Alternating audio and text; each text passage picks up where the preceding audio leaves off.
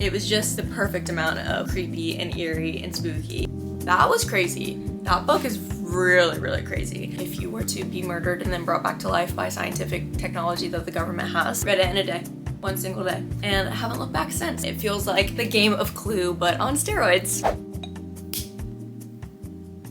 Hi girls, let me set the scene for you. It's a Saturday, it's in October. My dad is watching football in the living room. I can hear it in the background. And I am thinking about spooky fall books, okay? So I figured it would be fun to recommend some of my favorite spooky books, mystery books, thriller books, but as somebody who cannot stomach horror. So I know that October, lots of popular horror books keep getting like brought up and recommended, and they're like all over your book talk and booktube feeds, but the most intense book I will go is like thriller, but I cannot do horror and gore like that. So if there are any other girls out there like me who really love mysteries, really love when there's something to solve, when you like their spooky vibes, but just don't want there to be like too much description of violence, this video is for you, so keep watching. Another thing that's setting the tone of today so well is this shirt. This is one of my spooky shirts. I'm obsessed with it. There's Frankenstein and Dracula. And then I want to show you one of my other favorite spooky tees. I have this Casper the Friendly Ghost shirt. So cute. There's like all of his little friends on it. These are like my favorite shirts to wear in October, and obviously you can only wear them in October, so I try to give them as much love as possible, wear them as many times as I can in the month of October, because then I have to put them away for the rest of the year. Obviously I had to wear it for today's video. I will start with one of my all-time faves, which is Ninth House by Leigh Bardugo. Where do I want to put the books? Here. I'll put the books here. I'm starting with Ninth House by Leigh Bardugo because this is one of my all-time favorite books, and my book club is actually reading it right now for the month of October because the vibes are so great. And I also will start with it because it is probably on the more intense side of the thrillers. Like I said, I don't do horror, but I'm also not like, I want it to be like super tame and like, what's the word I'm looking for? Wholesome. Like, you're not gonna find like a wholesome mystery, thriller, murder book. Like, sorry, like the subject matter itself can't really, it's kind of like an oxymoron. I will say that Ninth House by Leigh Bardugo is probably the most intense recommendation that I'll have on here, but this book is so good. If you are looking for those mystery vibes, but you love fantasy, you love magic, you don't want to go full thriller, because there's like kind of two routes you can go, like dark academia, fantasy, magical spooky, and then there's like intense thriller, suspense, murder spooky. This is definitely more on the dark academia, magic vibes. It is so good. Let me just describe the atmosphere of this book. Imagine there's this girl. She has a mysterious past. You don't really know what her deal is. Her name is Galaxy. Of course, her name is Galaxy, but everyone calls her Alex. She's a new girl on campus. Nobody knows like why she's here, where she came from, what her story is, and then she just gets like sucked into this secret society at her school that she thinks is one thing and it turns out being another. There's lots of magic involved as the story goes on, and as she gets more involved and integrated within this secret society at her college, as she gets to have friends and she gets to know the people at her college, we're also going back in time and hearing about her past and kind of what circumstances led her to be the new kid on campus and how she kind of needs like this fresh start. It's a dual timeline. It's so good. The vibes and the atmosphere are just so like dark and grungy, and this book is so suspenseful. You guys probably know Leigh Bardugo already because you've probably read Shadow and Bone or Six of Crows. Those are really popular books by her, and so is Ninth House and its second book, which is called Hellbent. We're still looking for the third book, Leigh. Like, seriously?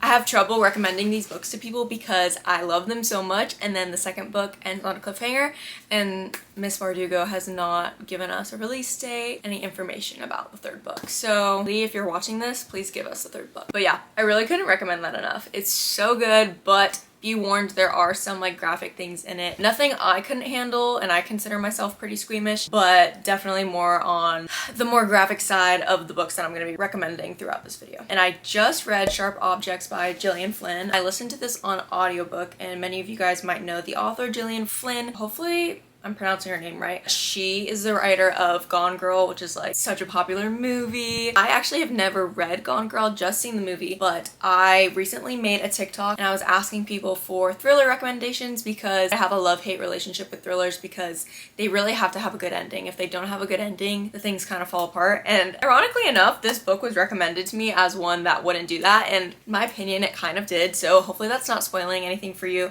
But it was so good. Like, I really would recommend it. I think I ended up giving it, yeah, I gave it 4 stars, which was still very enjoyable read, super suspenseful.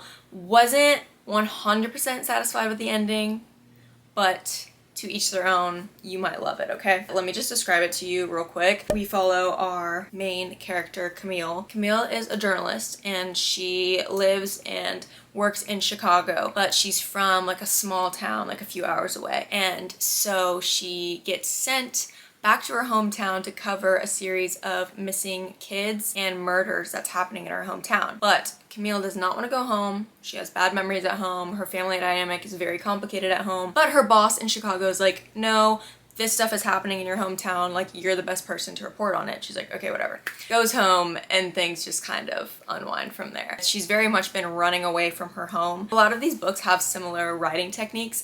We are in the present as she's figuring out things that are going on with the people in her town while also getting revelations and like secrets from her past and like why she doesn't like her hometown. So it's very interesting. But I will say there are some graphic things in it. Like there are some trigger warnings, I will say, like self-harm, abuse. So just keep that in mind. I feel like I don't need to do trigger warnings for the rest of the books because most of them are like murders. So hopefully you know going into it that there's gonna be some violence. But this one I will say there's self-harm and abuse.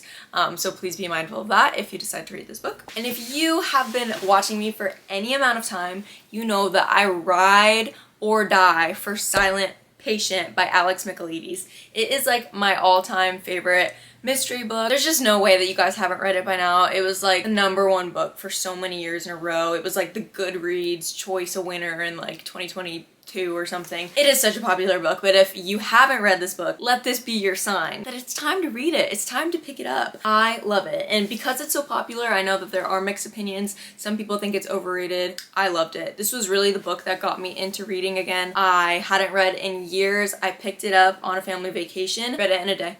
One single day, and I haven't looked back since. So I feel like my story, my testimony speaks for itself. But if you want a little synopsis, if you're the one person in the world that doesn't know what the book is about and you haven't read it yet, we follow our main character. I forget his name, but he's a psychoanalyst. I'm doing this all from memory, by the way, guys. So that's how you know that these books are really good, is like I don't even have to consult the backs of the books or anything because they really stuck with me. We're following a psychoanalyst and he goes to this facility, this mental health facility, where there are these people that are in psychosis, obviously, and there's this one case that has never sat right with him. It is about this woman and she seemingly killed her husband in cold blood and then never spoke a word since. This psychoanalyst thinks that he's gonna be the one to break her. He goes into the facility, starts conversations with her, and is really trying to treat her and try to get her talking again. And so we just follow his story as he tries to figure out what happened that night that she killed her husband, why she killed her husband, why she hasn't talked again. It's really amazing. It's such a good book. I've read more books from Alex Michaelides after that,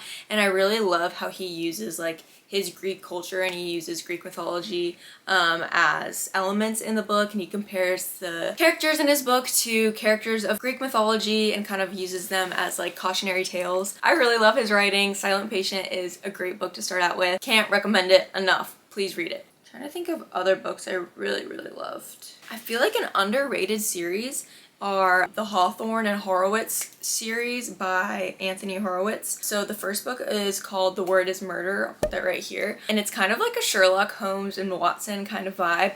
It is so fun. These are definitely more cozy, spooky books, not super intense. But this one's very cozy. I would really recommend it if you just want something light, but you are still trying to figure out what's going on. It gets your brain working. I actually do need to consult my Goodreads on this one because I haven't read these books in so long. So we follow a disgraced like detective in England whose name is Hawthorne. So Hawthorne is the detective and he is having someone follow him around and just document his life and write it. And so that's Horowitz. And so it's the name of the series, Hawthorne and Horowitz. The first book is called The Word is Murder, and then all the other books have really funny, like punny, play on words titles. So the second one is called The Sentence is Death, the third is A Line to Kill, fourth is The Twist of a Knife, and the fifth is Close to Death. And I have read all four of them. I still haven't read the fifth one, and then it looks like there's a sixth one coming out in 2026. So I feel like they're pretty popular if they just keep reinstalling them. Similar to Holmes and Watson,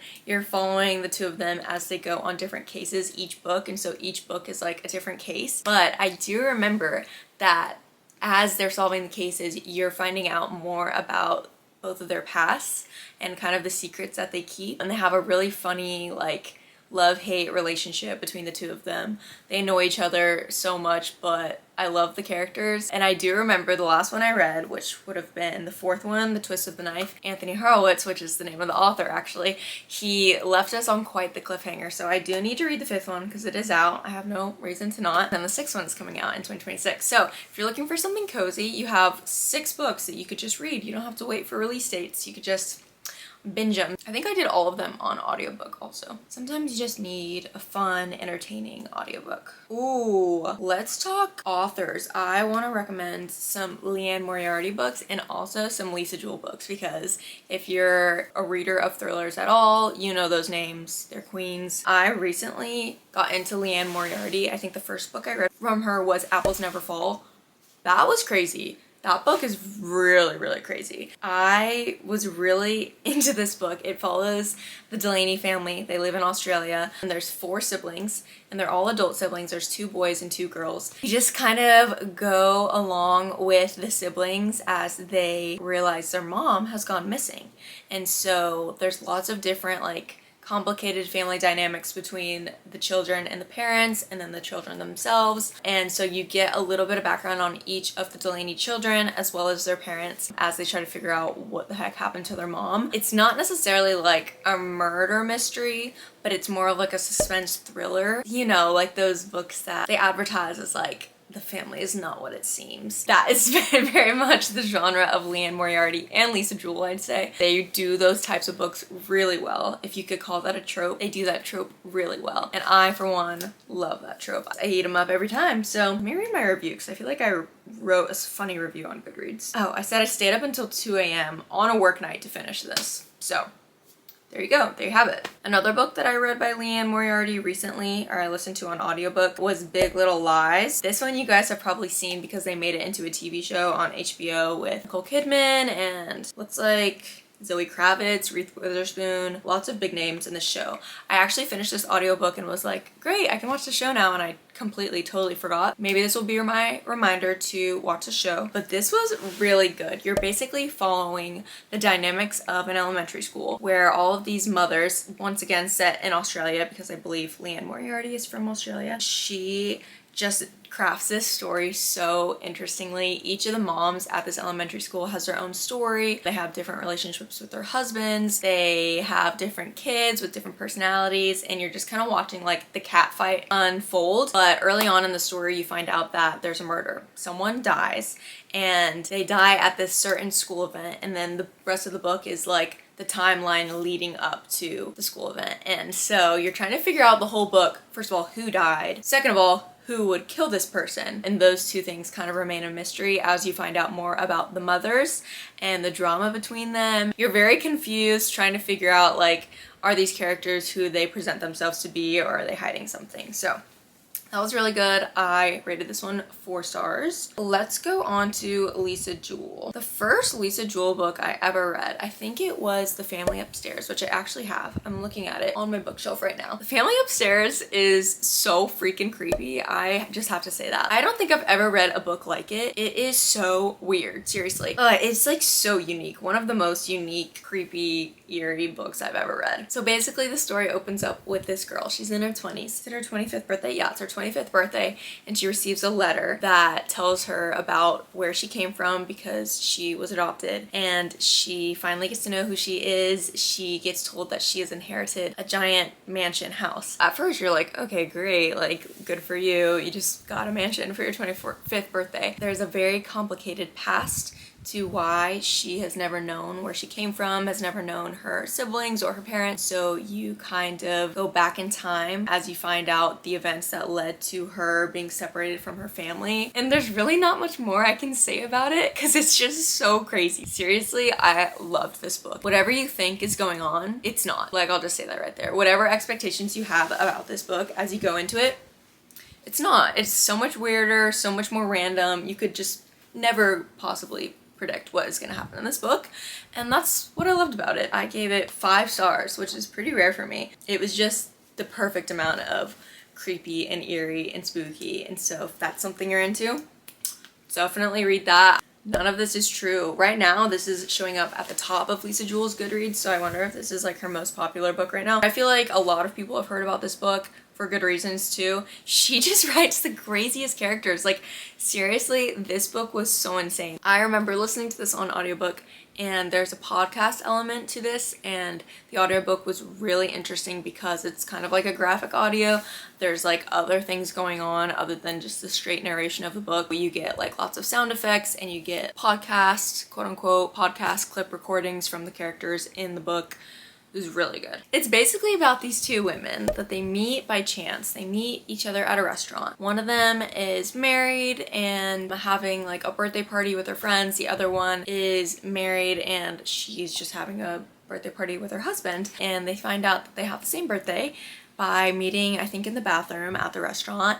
And that like weird coincidence of them having the same birthday sparks a really unlikely friendship, I guess you could say, or relationship between the 2 women, but they're not what they seem. And the book kind of follows the story of how their friendship ultimately just kind of catapults into something sinister, I guess you could say. It's obsessive, it's really strange, but you really have no idea where it's going. It is so crazy. Lisa Jewell is just, she's the queen of that. Okay, I really need to wrap this video up. The 7.5 Deaths of Evelyn Hardcastle. That is so good. One of my all-time favorite books. Again, I'm trying to give you guys like diverse reads. We've given you dark academia, we've given you intense thriller, we've given you cozy mystery. This one is super intellectual. It is really mind-bending. It's more mystery, like almost in a game sense. You are kind of trying to figure out what the heck is going on. Basically, we follow our main character. His name is Aiden, and he wakes up in this situation, this scenario, in this like manner, and he's basically told that he has to prevent this one person from dying. Her name is Evelyn Hardcastle, and he has to prevent her from dying.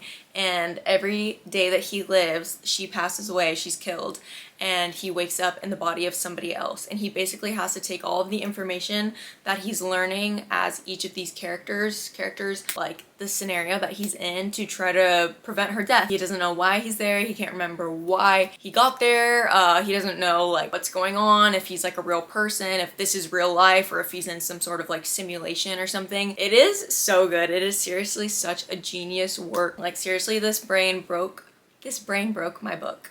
This book broke my brain in the best way possible. I really loved it. If you want something that will really like expand your thoughts and get you thinking outside of the box, I would really recommend it. It's super fun. It feels like the game of Clue, but on steroids. In a similar vein, a book that broke my brain was the book My Murder by Katie Williams. This one is so good. I feel like I've talked about this one before, but it is another like kind of dystopian world where basically this woman lives in like the future and she is killed, but she gets the opportunity to be resurrected because in this future world, of course, they have the technology to resurrect certain people. She is brought back to life. She feels completely different, as you probably would if you were to be murdered and then brought back to life by scientific technology that the government has. She decides she wants to try to figure out why the heck she was killed, who killed her, because they never solved her murder.